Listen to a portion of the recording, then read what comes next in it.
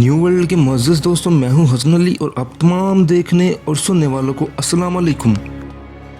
नाज़रीन ग्रामी, जैसा कि हमारी इस वीडियो की एपिसोड 1 का इख्तिताम वक्त की किल्लत की वजह से तब हुआ था जब हमारा मौज़े सुकन वहां तक पहुंचा था जब तारिक बिन ज़ियाद ने ख्योडर को नाको चने चबवा दिए और इसे शिकस्त से दोचार किया और रोडर और तारिक बिन ज़ियाद के दरमियान फैसला कुन मार्का हुआ था। आइए चलकर वीडियो का बाकायदा आगाज़ करते हैं। नाज़रीन ग्रामी, मौरिख लिखते हैं, मुसलमान की तादाद बहुत कम थी लेकिन वो गैर मामूली तौर पर दलेराना और जफाकश भी थे। इनकी कमान ऐसे सिपह सलार के पास थी जो कि एक हीरा था। जंगी ताकत, बेहतरीन हथियार और अफरादी क़ुव्वत अंदलूसियों के पास थी, लेकिन जिस जज्बे से मुसलमान मुसल्लह थे वो अंदलूसियों के पास न था। मुसलमान अल्लाह के हुक्म से और अंदलूसी अपने बादशाह के हुक्म से लड़ रहे थे। मुसलमान नारा लगाते थे अल्लाह की तकबीर का, अल्लाह अकबर, अल्लाह सबसे बड़ा है। ये नारा मुसलमानों की रूह की गहराइयों से निकलते थे। कराइजा सब्ज़ो और शदाब इलाके में था। हर तरफ कुदरत का हुस्न बिखरा हुआ था। सुबह का अजाला अभी बिखराना था कि किले की दीवार से मुखालिफ सिपाही ने ज़ोर से चिल्लाते हुए कहा, वो आ गए। ये आवाज़ पूरी आबादी में गूंजी और इसने पूरी आबादी में अफरा तफरी और नफसा नफसी बखेर दी। किलादार डरता हुआ दीवार पर पहुंच गया। इसने ख्योडर को भी आते देखा था जिसने इन मुसलमानों से शिकस्त खाई थी। इसने कुछ देर किले में भी क़याम किया और किलेदार को लड़ाई के सारे किस्से सुनाए। अब वो जिनों और भूतों का लश्कर किलेदार के सर पर आ गया था। इसने हुक्म दिया कि किले के तमाम दरवाजे बंद कर दो और दीवारों पर तीर अंदाज और बर्छियाँ फेंकने वाले पहुंच जाएं। दरवाजे को मजबूती से बंद कर दिया गया और दरवाजे के साथ अंदर बहुत सी नफरी खड़ी हो गई। तारिक बिन ज़ियाद ने अंदलूसी की ज़ुबान में ऐलान करवाया कि किले के दरवाजे खोल दो और हथियार टाल दो। अगर हमारा एक भी जवान जख्मी हुआ या मारा गया, हम किले में खुद दरवाजे तोड़कर दाखिल हो जाएंगे तो तुम्हारी फ़ौज का अंजाम बहुत भयानक होगा। और ख़ुद दरवाजे खोल दो तो बहुत अच्छा सलूक के हकदार होगे। हम मुहासरा लंबा नहीं करेंगे। आज का सूरज इस वक्त गुरूब होगा जब हम किले के अंदर दाखिल होंगे। किले की दीवार से आवाज़ आई, हिम्मत करो और दरवाज़ा खुद खोल लो। तारिक बिन ज़ियाद ने अपने ऐलान को दोहराने की ज़रूरत ना समझी। इसने अपने मुताबिक ठीक कहा था, मैं जवान हूँ और बेसब्र हूँ। इसने हुक्म दिया कि किले के दरवाजे तोड़ दो और मुसलमान तोड़ देने का मतलब समझते थे। वो दरवाजे की तरफ कुल्हाड़ा और हथौड़ा लेकर लपके। ऊपर से इन पर तीर और बर्छियाँ आने लगी, मगर बर्बर इनको खातिर में लाने वाले नहीं थे। तारिक बिन ज़ियाद के तीर अंदाज़ों ने भी इन पर तीर बरसाने शुरू कर दिए। 2 तीर अंदाज ऊपर से नीचे गिरे, बाकी सब ने सर नीचे कर लिए। किले के चारों दरवाजे थे, चारों पर बर्बरों ने हल्ला बोल दिया। इन्हें जैसे तीरों की परवाह न थी। ये इंतहाई दलेराना कार्रवाई थी। किले यूं ही नहीं फतह कर लिए जाते।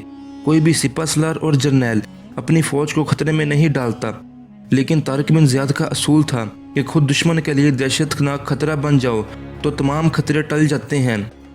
तारिक की क़ुव्वत कुछ और थी। अल्लाह और रसूल का नाम दिल में लेकर निकला था। इसका करिश्मा था कि रसूल पाक सल्लल्लाहु अलैहि वसल्लम ने उन्हें ख्वाब में आकर बशारत दी थी कि फ़तह तुम्हारी होगी, बशर्त कि तुमने अल्लाह की रस्सी को मजबूती से थामे रखा।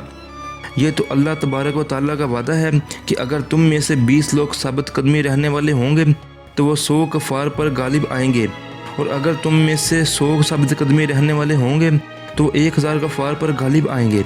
तो तारिक बिन ज़ियाद उन्हीं साबित कदमी रहने वालों में से था जिन्हें रसूल पाक सल्लल्लाहु अलैहि वसल्लम के अलावा कुरान और हकीम में भी दुश्मन पर गालिब आने की बशारत दी थी। एक ही दरवाज़ा किले का टूटा था कि मुसलमान सलाब की मानद किले में के अंदर चले गए। किलेदार ने जल्दी से हथियार टाल कर मज़ीद खून खराबे से रोक दिया।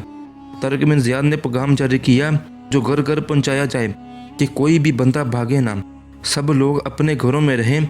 इनकी जान माल और इज़्ज़त आबरू की पूरी इज़्ज़त की जाएगी। लोगों में भगदड़ मच गई थी। लड़कियों के बाप लड़कियों को छुपा रहे थे। तारिक ने फरार होने के सारे रास्ते बंद कर दिए और हुक्म दिया कि किले की दुश्मन फ़ौज को निहत्था करके एक जगह खड़ा कर दिया जाए।